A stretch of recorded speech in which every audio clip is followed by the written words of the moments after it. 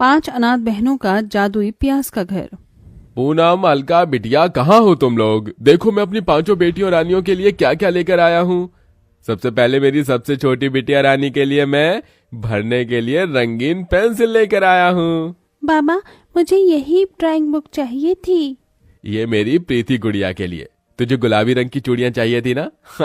और ये चुनरी मेरी अलका और पूनम बिटिया के लिए। लेकिन बाबा, आपने हम 5 बहनों के लिए इतना खर्चा क्यों किया? बिटिया, इस साल मेरी प्याज की खेती बहुत अच्छी हुई है। मार्केट में दुगनी कीमत में प्याज बेचकर आया हूँ, इसलिए सोचा अपनी 5 बेटियों के लिए कुछ तोहफे ले चलूं। प्रसाद अपनी 5 बेटियों को प्याज की खेती कर पाल पोस कर बड़ा कर रहा था। प्रसाद अपनी बेटियों से बहुत प्यार करता था। ऐसे ही समय गुजरता है और 1 साल बीत जाता है। अरे प्रसाद, इतनी सुबह सुबह खेत में क्या कर रहे हो? अरे आज मेरी प्याज की फसल पूरी हो गई है ना, इसलिए सोचा जाकर प्याज निकाल लूं। ठीक है, मैं भी तुम्हारी इसमें मदद करता हूँ। इतना कहकर प्रसाद और मोहन दोनों मिलकर खेत में से प्याज को निकालने लगते हैं। लेकिन तभी ये क्या प्रसाद, इस साल तो तेरी प्याज बहुत छोटी छोटी हो गई है। मैंने तो अच्छे से खेती की थी, लेकिन ये प्याज इतनी छोटी छोटी कैसे रह गई? प्रसाद अपनी छोटी प्याज को देखकर बहुत ज्यादा उदास होता है। अगले दिन होते ही प्रसाद उन प्याज को लेकर ही बाजार में बेचने के लिए निकल जाता है। प्याज ले लो, प्याज, लाल लाल प्याज ले लो, 50 रुपए किलो, 50 रुपए किलो प्याज ले लो प्याज। तुम इतनी छोटी छोटी प्याज के 50 रुपए किलो बेच रहे हो? इन प्याज के अंदर क्या ही सब्जी बनेगी? अगर हम 1 किलो प्याज भी लेंगे तो 2 बार सब्जी बनाने में ही 1 किलो प्याज खत्म हो जाएगी। छोटी छोटी प्याज होने की वजह से कोई भी प्रसाद से प्याज नहीं खरीद रहा था। प्याज की बिक्री न होने की वजह से अब घर में धीरे धीरे तंगी का माहौल छा रहा था। ये क्या दीदी, आज भी आपने हमें प्याज और रोटी दी है? आपको पता है क्लास में सभी बच्चे हमारा कितना मजाक उड़ाते हैं। तुम ही बताओ, मैं तुम लोगों को अच्छा खाना कैसे बना कर दूं? हमारे पास इस प्याज को खाने के अलावा और कुछ दूसरी चीज नहीं है। अगर प्याज की बिक्री अच्छे से होगी तो हम लोग कुछ और खाएंगे। अपनी 5 बेटियों को भूख से तड़पता देख और रोज रोज अपनी बेटियों को प्याज खाता देख और अपनी मेहनत से उगाई गई प्याजों को सड़ के फेंकता देख प्रसाद को इन चीजों का बहुत बुरा सदमा लगता है और प्रसाद काफी ज्यादा बीमार हो जाता है और खटिया पकड़ लेता है। मेरी बेटियों, मुझे माफ कर देना। मेरी वजह से तुम 5 को ढंग से एक वक्त की रोटी भी नसीब नहीं हो पा रही है। मैंने तो सोचा था कि मैं इस साल अपनी दोनों बड़ी बेटियों के हाथ पीले करूंगा, लेकिन मैं ये भी नहीं कर पाया। बाबा, आप ऐसे क्यों कह रहे हो? आप देखना, अगले साल हमारी प्याज की खेती जरूर अच्छी होगी, फिर आप हमारी धूमधाम से शादी करेंगे। दोनों बड़ी बहनें बाजार में जाकर प्याज बेचना शुरू करती हैं, लेकिन छोटी प्याज होने की वजह से कोई भी उनसे प्याज नहीं खरीदता। ये सब देख प्रसाद की हालत और ज्यादा खराब होने लगती है और आखिरकार प्रसाद इस दुनिया को अलविदा कह जाता है। 5 बेटियां आंसू भरी आंखों के साथ अपने पिता का अंतिम संस्कार करती हैं और अगले दिन पूनम और अलका प्याज बेचने के लिए बाजार चली जाती हैं। प्याज ले लो, प्याज 40 रुपए किलो प्याज। ऐसी प्याज तुम लोग 40 रुपए किलो बेच रहे हो? अगर इसमें से थोड़ी सी भी खराब निकली तो मेरे तो पूरे के पूरे पैसे बर्बाद हो जाएंगे। अगर 10 रुपए में देनी हो तो दो, वरना हम तो चले। न चाहते हुए भी पूनम और अलका को 10 रुपए किलो प्याज बेचनी पड़ती है, जिससे उनका काफी ज्यादा नुकसान होता है। इन 5 बहनों पर मुसीबत का पहाड़ अभी टूटा ही था कि तभी अरे तुम 5 बहनों ने अभी तक मेरा मकान खाली नहीं किया, चलो मेरा मकान खाली करो। दारा सिंह जी, हम 5 बहनें कहाँ जाएंगे? हम तो इतने सालों से आपके मकान में रह रहे हैं, आप हमारे साथ ऐसा कैसे कर सकते हैं? इतने सालों से तुम्हारा बाप हर महीने समय से मेरे मकान का किराया देता था, लेकिन इस बार तो 3 महीने हो गए हैं। यह मेरा घर है, कोई अनाथालय नहीं है जो मैं तुम लोगों को मुफ्त में रहने दूं। भगवान के लिए रहम कीजिए, हम जल्दी ही इन प्याज को बेचकर आपके किराए के पैसे लौटा देंगे। तुम इन पिद्दी भर प्याजों को बेचकर मेरे मकान का किराया दोगे? हाँ? मुझे क्या तुम लोगों ने पागल समझ रखा है? इतना कहकर दारा सिंह उन सारी प्याजों को उठाकर फेंक देता है। वहीं अब 5 बहनों को अपना थोड़ा थोड़ा सामान लेकर घर खाली करना पड़ता है। दीदी, अब हम लोग कहाँ जाएंगे?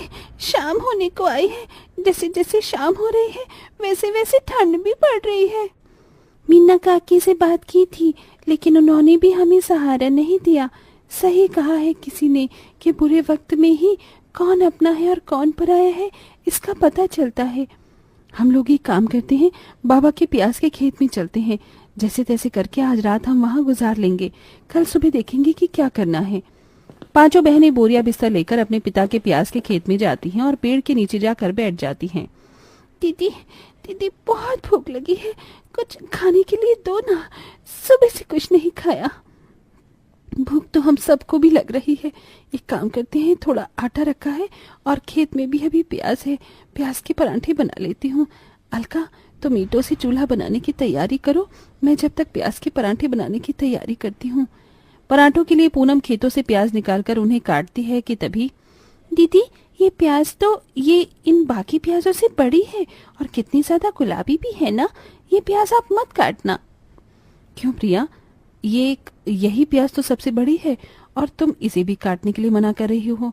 लाओ ये प्याज मुझे दो। नहीं दीदी, ये प्याज मत काटो ना, मुझे इससे खेलना है, देखो ना ये कितना ज्यादा सुंदर है। अपनी बहन को ऐसे रोता देख पूनम को प्याज नहीं काटती। जिसके बाद प्रिया उस गुलाबी प्याज के साथ खेलती है। हे प्याज, तुम कितनी ज्यादा प्यारी हो, तुम्हारा ये गुलाबी रंग कितना ज्यादा सुंदर लग रहा है। अब से हम दोनों दोस्त हैं, हम रोज साथ में खेलेंगे। सब लोग प्याज के परांठे खाकर उस पेड़ के नीचे सो जाते हैं। सुबह की पहली किरण के साथ पांचों बहनें उठती हैं तो उनके पैरों तले जमीन खिसक जाती है। ये सब क्या है?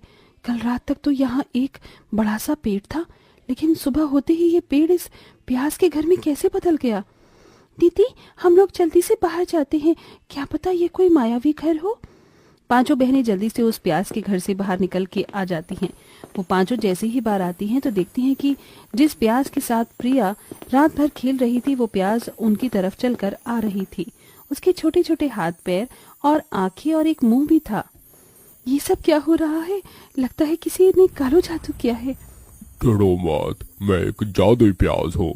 मेरे गुलाबी रंग से जो भी मुझे देखता था वो मुझे खराब या कोई मायावी समझकर फेंक देता था, इसलिए मैं तुम्हारे बाबा के इस प्याज के खेत में आ गया। ये जो प्याज का घर है ये मेरा ही बनाया हुआ जादुई प्याज का घर है। लेकिन तुमने हमारे लिए ये जादुई प्याज का घर क्यों बनाया? हर कोई मुझे जहाँ फेंक देता था वहीं पर प्रिया ने मुझे अपना दोस्त बनाया और मेरे साथ खेला, इसलिए मैं तुम 5 बहनों की मदद कर रहा हूँ। तुम्हारे खेत में जो ये प्याज है ना, भले ही आकार में छोटी है लेकिन ये जादुई प्याज है। ये प्याज कभी भी तुम्हारे खेत से खत्म नहीं हो सकती। लेकिन ऐसी प्याज का क्या फायदा जब कोई इसे खरीदे ही नहीं? अगर लोग तुमसे प्याज नहीं खरीदते तो क्या हुआ? कल रात तुमने प्याज के पराठे बनाए थे ना, तो तुम इन छोटी छोटी प्याजों से भी प्याज के पराठे बनाकर बेचो। अभी भी ठंड का मौसम है और लोगों को ठंड में पराठे खाने काफी ज्यादा पसंद है। पांचों बहनें बहुत खुश होती हैं। जिसके बाद प्रिया उस जादुई प्याज को अपने हाथों से उठाती है और अब सभी उस जादुई प्याज के घर के अंदर जाती हैं। प्याज के पराठे बनाने के लिए हमारे पास प्याज के अलावा कुछ भी नहीं है।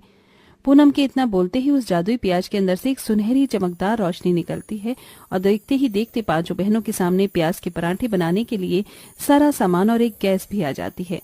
इसका मतलब हम अगर इस जादुई प्याज के घर से कुछ भी मांगेंगे तो वो हमें दे देगा? अलका, तुमने बिल्कुल ठीक कहा, इसलिए तो ये जादुई प्याज का घर है।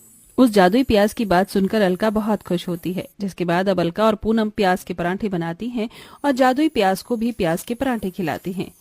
ये प्याज के पराठे तो सच में बहुत ज्यादा स्वादिष्ट है। तुम देखना, लोगों को भी ये प्याज के पराठे जरूर पसंद आएंगे। अब दोनों बड़ी ढेर सारे पराठे बनाकर बाजार में जाकर बेचती हैं। हल्की हल्की इस ठंड में करारे करारे प्याज के पराठे खाने का मजा ही कुछ और है। ऐसे प्याज के पराठे तो मैंने आज से पहले कभी नहीं खाए। अरे बिल्कुल सही कहा, ऊपर से इस प्याज की चटनी ने तो इसमें 4 चांद लगा दिए। जो भी उन जादुई प्याज के पराठे खाता है वो उन पराठों का फैन हो जाता है। धीरे धीरे दोनों बहनों के प्याज के पराठों का ठेला सिर्फ कुछ महीनों में एक रेस्टोरेंट में बदल जाता है और अब पांचों बहनों की हालत भी पहले से काफी अच्छी हो जाती है, जिसके चलते वो पांचों बहनें उस जादुई प्याज के घर को छोड़कर अपने खुद के मकान में रहती हैं। जादुई प्याज, तुम्हारा बहुत बहुत शुक्रिया। तुम्हारी वजह से ही आज हम पांचों बहनों की जिंदगी अच्छी हो पाई है। तुम लोगों ने अपनी जिंदगी में जितनी तकलीफें झेली है अब उतनी ही खुशियां देखोगे। समय गुजरता है और तीनों छोटी बहनें भी अब बड़ी हो जाती हैं। वहीं अलका और पूनम अपने बाबा के सपने को पूरा करती हैं और दोनों ही बहनें एक अच्छे घर में शादी करती हैं। वहीं तीनों बहनें अपने प्याज के पराठे के बिजनेस को संभालती हैं और अब सब खुशी खुशी रहते हैं।